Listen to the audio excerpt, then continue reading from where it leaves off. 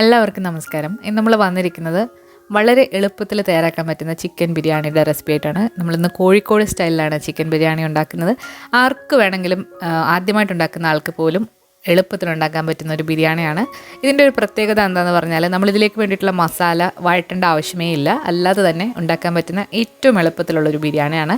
വളരെ ടേസ്റ്റിയാണ്. റൈസൊക്കെ നല്ല സോഫ്റ്റാണ്. ചിക്കനും ഒക്കെ നല്ല സോഫ്റ്റായിട്ട് വരുന്നൊരു ബിരിയാണിയാണ്. അപ്പോൾ അതിന് വേണ്ടിയിട്ട് നമ്മൾ എടുത്തിരിക്കുന്നത് 1300 ഗ്രാം ചിക്കനാണ്. കുറച്ച് വലിയ കഷ്ണങ്ങളാക്കി മുറിച്ച് വെച്ചത്. ഇനി ഇതിലേക്കൊരു 4 വലിയ സവാള വളരെ കനം കുറച്ച് നീളത്തിൽ അരിഞ്ഞത് എടുത്തിട്ടുണ്ട്. ഇനി ഇതിലേക്കൊരു വലിയ പീസ് ഇഞ്ചി, ഒരു വലിയ കുടം വെളുത്തുള്ളി, 10 മുതൽ 15 വരെ പച്ചമുളക് വളരെ പൊടിയായിട്ട് ചോപ്പ് ചെയ്ത് വെച്ചിരിക്കുന്നതാണ്.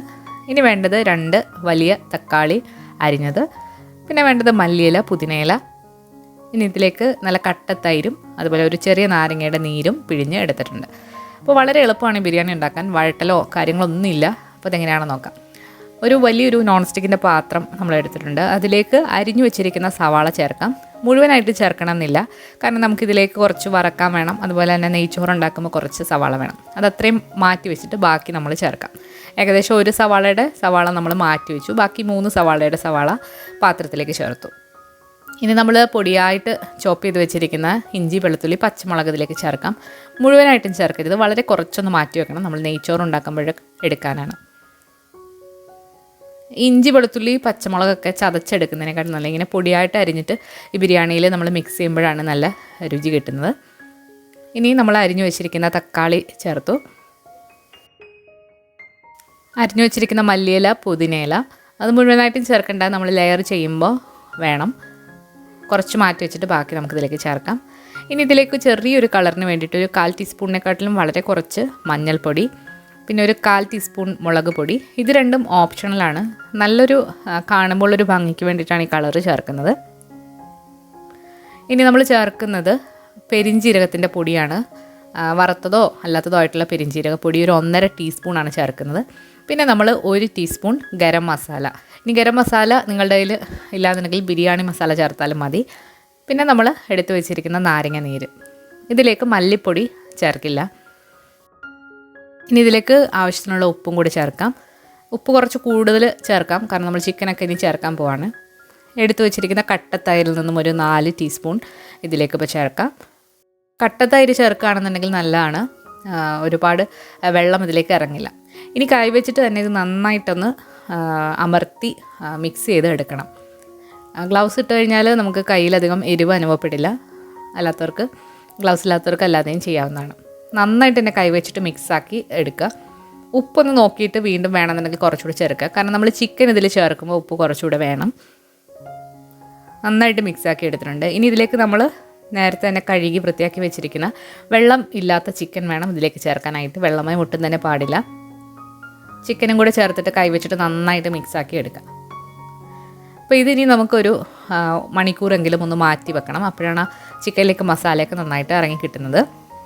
1 മണിക്കൂറിലാണെന്നുണ്ടെങ്കിൽ അരമണിക്കൂറെങ്കിലും മാറ്റി വെക്കണം.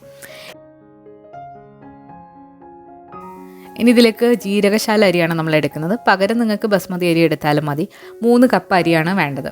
ജീരകശാല അരിയിൽ ബിരിയാണി ചെയ്യുമ്പോൾ ഒരു പ്രത്യേകം മണവും രുചിയുമാണ് ബസ്മതി റൈസിനെക്കാട്ടിലും. ഏത് അരി വേണമെങ്കിലും നിങ്ങൾക്ക് എടുക്കാവുന്നതാണ്. നമ്മളിവിടെ 3 കപ്പാണ് എടുത്തിരിക്കുന്നത്. അപ്പോൾ ആദ്യം തന്നെ ഈ അരി നന്നായിട്ട് കഴുകിയതിന് ശേഷം നമുക്ക് കുറച്ച് നേരം ഒന്ന് കുതിർത്ത് വെക്കണം. സാധാരണ നമ്മൾ ദം ബിരിയാണി ചെയ്യുമ്പോൾ അരമണിക്കൂറൊക്കെ കുതിർത്ത് വെക്കാറുണ്ട്. ഇതിന് അത്രേൻ്റെ ആവശ്യമില്ല. ഒരു 15 മിനിറ്റ് അരി നന്നായിട്ട് കഴുകിയതിന് ശേഷം ഒന്ന് കുതിർക്കാനായിട്ട് വെച്ചാൽ മതി. അതായത് നമ്മൾ നെയ്ച്ചോറിനുള്ള ബാക്കി കാര്യങ്ങൾ വഴറ്റുന്ന സമയം മാത്രം അരി ഒന്ന് കുതിർന്നാൽ മതി. കാരണം അരിയും ചിക്കനും കൂടെ ഒരുമിച്ചിട്ടിട്ടാണ് നമ്മൾ ദമ്മ് ചെയ്യുന്നത്. ഇനി നെയ്ച്ചോറ് ഉണ്ടാക്കാൻ വേണ്ടിയിട്ട് ഒരു നോൺ സ്റ്റിക്കിൻ്റെ പാത്രത്തിലേക്ക് 3 ടേബിൾ സ്പൂൺ നെയ്യും ഓയിലും കൂടെ ഒഴിച്ചിട്ടുണ്ട്. രണ്ടും കൂടി 3 ടേബിൾ സ്പൂൺ. അതൊന്ന് ചൂടായി വന്നപ്പോഴത്തേക്ക് നമ്മളിതിലേക്ക് സാജീരകം, അതുപോലെ തന്നെ ഏലക്ക, ഗ്രാമ്പൂ, കറുവപ്പട്ട, പിന്നെ ഒരു ജാതിപത്രി, പിന്നെ ഒരു തക്കോലം ഇത്ര ഇട്ട് കൊടുത്തു. പിന്നെ വളരെ കുറച്ച് സവാള നീളത്തിലരിഞ്ഞതും കൂടി ഇട്ടിട്ട് നന്നായിട്ടൊന്ന് ഇളക്കി കൊടുക്കുക. അപ്പോൾ സവാള നെയ്യും അതുപോലെ തന്നെ സൺഫ്ലവർ ഓയിലും കൂടി മിക്സ് ചെയ്തിട്ട് നമ്മൾ ഫ്രൈ ചെയ്ത് മാറ്റി വെക്കണം. അത് ഞാനിതിൽ കാണിക്കുന്നില്ല. അപ്പോൾ അതെല്ലാവർക്കും അറിയാവുന്നതാണ്. വളരെ ലൈറ്റ് ഗോൾഡൻ ബ്രൗൺ ആയിട്ട് ഫ്രൈ ചെയ്തെടുക്കുക. പിന്നെ നമ്മൾ നേരത്തെ മാറ്റി വെച്ചിരിക്കുന്ന ഇഞ്ചി, വെളുത്തുള്ളി, പച്ചമുളക് പൊടിയായിട്ട് അരഞ്ഞതും കൂടി ഇട്ടിട്ട് ഒന്ന് വഴറ്റുക. പിന്നെ വളരെ കുറച്ച് മല്ലിയില, പുതിനയിലയും കൂടി ചേർക്കാം. അപ്പോൾ ഇങ്ങനെ നമ്മൾ അരി വെക്കുമ്പോൾ അരിക്കൊരു പ്രത്യേക ഫ്ലേവറാണ്. ആ ഇഞ്ചിയുടെയും വെളുത്തുള്ളിയുടെയും മല്ലിയിലയുടെയൊക്കെ ഫ്ലേവർ അരിയിലേക്ക് വന്നിട്ട് നല്ല ടേസ്റ്റാണ്. ഇനി നമ്മളിതിലേക്ക് 4.5 കപ്പ് വെള്ളമാണ് ഒഴിക്കുന്നത്. 1 കപ്പ് അരിക്ക് 1.5 കപ്പ് എന്നുള്ള കണക്കിൽ 3 കപ്പ് അരിക്ക് 4.5 കപ്പ് വെള്ളമാണ് ഒഴിച്ചു കൊടുക്കുന്നത്. വെള്ളം ഒഴിച്ചു കഴിഞ്ഞാൽ ഇതിലേക്ക് നമുക്ക് ആവശ്യത്തിനുള്ള ഉപ്പ് ചേർക്കാം. ഉപ്പ് ചേർക്കുമ്പോൾ കുറച്ചൊന്ന് മുന്നിട്ടിരിക്കണം, അപ്പോഴാണ് കറക്റ്റ് റൈസിലേക്ക് ഉപ്പൊക്കെ പിടിക്കുന്നത്. ഇനി തീ ഒന്ന് കൂട്ടി വെച്ചതിന് ശേഷം അടച്ചു വെച്ച് നന്നായിട്ടൊന്ന് തിളപ്പിച്ചെടുക്കുക. നന്നായിട്ട് തിള വന്നു കഴിഞ്ഞാൽ അരി ഊറ്റിയിട്ട് ഇതിലേക്ക് ചേർക്കാം. അരി നമ്മൾ അതിലേക്ക് ഇടുമ്പോൾ മാത്രം ഊറ്റി വെക്കുക, അല്ലാന്നുണ്ടെങ്കിൽ അരി പൊടിഞ്ഞു പോകാനുള്ള സാധ്യതയുണ്ട്. അപ്പോൾ നമ്മുടെ വെള്ളമൊക്കെ നന്നായിട്ട് തിളച്ച് വന്നിട്ടുണ്ട്. നമുക്കിനി ഊറ്റി വെച്ചിരിക്കുന്ന അരി ഇതിലേക്ക് ചേർത്തിട്ട് നമുക്ക് അടച്ചു വെച്ച് വേവിക്കാം. അപ്പോൾ അരിയും കൂടെ ചേർത്ത് കഴിഞ്ഞിട്ട് ഈ വെള്ളവും അരിയും കൂടെ ഒന്ന് നന്നായിട്ട് തിളച്ച് വരണം. അതിനുശേഷം അടച്ചു വെച്ചിട്ട് വളരെ കുറഞ്ഞ തീയിൽ ഒരു 10 മിനിറ്റ് നമുക്കിത് അടച്ചു വെച്ച് വേവിക്കാം.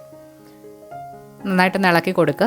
നന്നായിട്ട് തിള വന്നു, അടച്ചു വെച്ചു. ഇനി തീ ഒന്ന് കുറച്ചിട്ട് നമുക്കൊരു 10 മിനിറ്റ് വെയിറ്റ് ചെയ്യാം.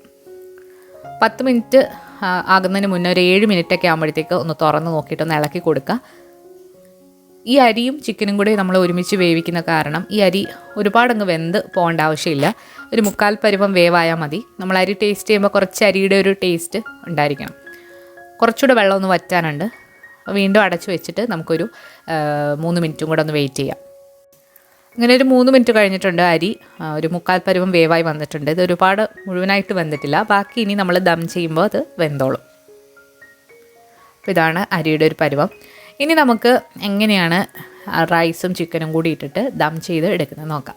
അപ്പോൾ നമ്മൾ ചിക്കൻ ഇവിടെ 1 മണിക്കൂറൊക്കെ ആയിട്ടുണ്ട് നമ്മൾ മാരിനേറ്റ് ചെയ്ത് വെച്ചിട്ട്. ഇനി ഇതിലേക്ക് നമ്മൾ ഉള്ളി, അണ്ടിപ്പരിപ്പ്, മുന്തിരിങ്ങയൊക്കെ വറുത്ത് ബാക്കി വരുന്ന എണ്ണയിൽ നിന്നും ഒരു 2 ടേബിൾ സ്പൂൺ എണ്ണ ഇതിന് മുകളിലായിട്ട് ഒഴിച്ചു കൊടുക്കാം. എന്നിട്ട് നന്നായിട്ടൊന്ന് മിക്സ് ചെയ്യുക. നമ്മൾ ഒട്ടും തന്നെ ഓയിലോ ഒന്നും ചേർത്തിട്ടില്ല. ഉള്ളി അതുപോലെ തന്നെ ചിക്കനും മിക്സ് ചെയ്യാൻ നേരത്ത്. അപ്പോൾ ഈ ഓയിൽ മാത്രമാണ് നമ്മളിതിലേക്ക് ചേർക്കുന്നത്. ഇനി നമ്മൾ വറുത്ത് വെച്ചിരിക്കുന്ന സവാളയിൽ നിന്നും പകുതി സവാള ഇതിലേക്ക് ചേർത്ത് കൊടുക്കുക. എന്നിട്ട് അത് മുകളിലായിട്ട് ഒന്ന് നിരത്തി കൊടുക്കുക. ഇതെപ്പോഴും ചെയ്യുമ്പോൾ നോൺ സ്റ്റിക്ക് പാത്രത്തിൽ ചെയ്യുമ്പോഴാണ് അടിയിലൊന്നും പിടിക്കാതെ കറക്റ്റായിട്ട് കിട്ടുന്നത്. ഇനി ഇതിൻ്റെ മുകളിലായിട്ട് നമ്മളൊരു വാഴയില വെച്ചിട്ടാണ് മുകളിൽ അരി ഇടാൻ പോകുന്നത്. വാഴയില നമ്മൾ ഇതിലായിട്ട് പ്രസ് ചെയ്ത് ഇങ്ങനെ വെച്ചിട്ട് നമ്മൾ ദം ചെയ്തെടുക്കുകയാണെന്നുണ്ടെങ്കിൽ ഒരു പ്രത്യേക ടേസ്റ്റാണ്. അതുപോലെ തന്നെ ഈ ചിക്കൻ മസാലയിൽ നിന്നുള്ള വെള്ളം ഒന്നും അരിയിലേക്ക് മിക്സായിട്ട് അരി കുഴഞ്ഞു പോവില്ല. ഇങ്ങനെ ചെയ്യുമ്പോൾ പ്രത്യേക ഒരു ടേസ്റ്റാണ്. എന്നാൽ റൈസിലേക്ക് ചിക്കൻ്റെ ഫ്ലേവറൊക്കെ നന്നായിട്ട് വരികയും ചെയ്യും. നമ്മൾ തയ്യാറാക്കി വെച്ചിരിക്കുന്ന റൈസ് 2 ലെയറുകളായിട്ട് നമുക്കിതിന് മുകളിലായിട്ട് നിരത്തി കൊടുക്കാം. ചൂടോടുകൂടി തന്നെ വേണം നമ്മൾ റൈസ് ഇതിലേക്ക് നിരത്താനായിട്ട്. നമ്മളിപ്പോൾ തീ ഒന്നും ഓണാക്കിയിട്ടില്ല. തീ നമ്മൾ എല്ലാം കഴിഞ്ഞിട്ടാണ് ഓണാക്കാനായിട്ട് പോകുന്നത്. റൈസ് അത്രയും കൊള്ളുന്നൊരു വലിയ പാത്രം തന്നെ എടുക്കുക. അപ്പോഴാണ് കറക്റ്റായിട്ട് നമുക്ക് ദം ചെയ്യാനായിട്ട് പറ്റുക. 1 ലെയർ റൈസ് ഇട്ട് കൊടുത്തിട്ട് നമുക്കതിലേക്ക് മല്ലിയില, പുതിനയില ഒന്ന് വിതറി കൊടുക്കാം. ഇനി നമ്മൾ ഫ്രൈ ചെയ്ത് വെച്ചിരിക്കുന്ന അണ്ടിപ്പരിപ്പ്, മുന്തിരിങ്ങയും കൂടെ ലെയർ ചെയ്ത് കൊടുത്തിട്ടുണ്ട്. ഇതിലേക്ക് വേണമെന്നുണ്ടെങ്കിൽ നിങ്ങൾക്ക് പാലിൽ മഞ്ഞൾപ്പൊടിയൊക്കെ കലക്കിയിട്ട് കളറായിട്ട് ചേർക്കാം. അത് നിങ്ങളുടെ ഇഷ്ടമാണ്. പിന്നെ നിങ്ങൾക്ക് ഇഷ്ടമാണെന്നുണ്ടെങ്കിൽ റോസ് എസൻസ് ഒക്കെ ചേർക്കാവുന്നതാണ്. റോസ് എസൻസോ റോസ് വാട്ടറോ ചേർക്കാം. അങ്ങനെ നമ്മൾ മുഴുവനും ലെയർ ചെയ്ത് എടുത്തിട്ടുണ്ട്. നമ്മളിവിടെ ഒരു ഫ്ലേവറിന് വേണ്ടിയിട്ട് കുറച്ച് റോസ് വാട്ടറും കൂടി ഇതിന് മുകളിലായിട്ട് ഒന്ന് ഒഴിക്കുന്നുണ്ട്. അതുപോലെ തന്നെ നമ്മൾ ഉള്ളി വറുത്ത് വെച്ചിരിക്കുന്ന ഓയിലിൽ നിന്നും 1 സ്പൂണും കൂടി ഇതിലേക്ക് ഒഴിക്കുന്നുണ്ട്. നെയ്യും സൺഫ്ലവർ ഓയിലും കൂടെ മിക്സ് ആക്കിയിട്ടുള്ള ഓയിലാണ്. ഇനി നമ്മൾ ഇത് അടച്ചു വെച്ചിട്ട് ദം ചെയ്യാം. അപ്പോൾ അതിന് മുൻപായിട്ട് നമ്മളൊരു വാഴയില വെച്ചിട്ട് ഇതിൻ്റെ മുകൾ ഭാഗത്തും കൂടെ ഒന്ന് കവർ ചെയ്തെടുക്കുന്നുണ്ട്. വാഴയില വെച്ചിട്ട് ഇങ്ങനെ കവർ ചെയ്തെടുക്കുമ്പോൾ ഒരു പ്രത്യേക ടേസ്റ്റാണ്. ഇനി ഒരു അലുമിനിയം ഫോയിൽ വെച്ചിട്ട് ആവി ഒട്ടും തന്നെ പുറത്ത് പോകാത്ത രീതിയിൽ പാത്രം ഒന്ന് അടച്ചിട്ട് നമുക്ക് ദം ചെയ്തെടുക്കാം. നമ്മളിത് സ്റ്റൗവിൻ്റെ മുകളിൽ വെച്ചിട്ടാണ് ദം ചെയ്യുന്നത്. ദം ചെയ്യുമ്പം ഇതിൻ്റെ അടിയിൽ ദോശത്തവയോ ഒന്നും തന്നെ വെക്കണമെന്നില്ല. ഡയറക്റ്റ് തന്നെ നമ്മൾ അടുപ്പിൽ വെച്ചിട്ടാണ് ദം ചെയ്യേണ്ടത്. ആദ്യത്തെ 10 മിനിറ്റ് നല്ല ഹൈ ഫ്ലെയിമിലിട്ടിട്ട് നമ്മളിത് ചൂടാക്കണം. അതിനുശേഷം തീ പകുതിയാക്കുക. നമ്മൾ എത്രയാണോ തീ ഇട്ടത് അതിൻ്റെ പകുതി ആക്കിയതിന് ശേഷം 40 മിനിറ്റ് ഒരേ തീയിൽ ഇട്ടത് കുക്ക് ചെയ്യുക. 40 മിനിറ്റ് കഴിഞ്ഞാൽ പിന്നെ 1 മണിക്കൂറെങ്കിലും കഴിഞ്ഞിട്ട് വേണം ഇത് തുറക്കാനായിട്ട്. അപ്പോഴാണിത് കറക്റ്റായിട്ട് വെന്ത് കിട്ടുക. 1 മണിക്കൂറില്ലാന്നുണ്ടെങ്കിൽ 30 മിനിറ്റ് ആയാലും കുഴപ്പമൊന്നുമില്ല. ഇപ്പോൾ നമ്മളൊരു അരമണിക്കൂർ കഴിഞ്ഞപ്പോൾ ഇത് തുറന്നിട്ടുണ്ട്. റൈസൊക്കെ നന്നായിട്ട് കുക്കായി ഒന്നുകൂടെ നല്ല സോഫ്റ്റായിട്ട് വന്നിട്ടുണ്ട്.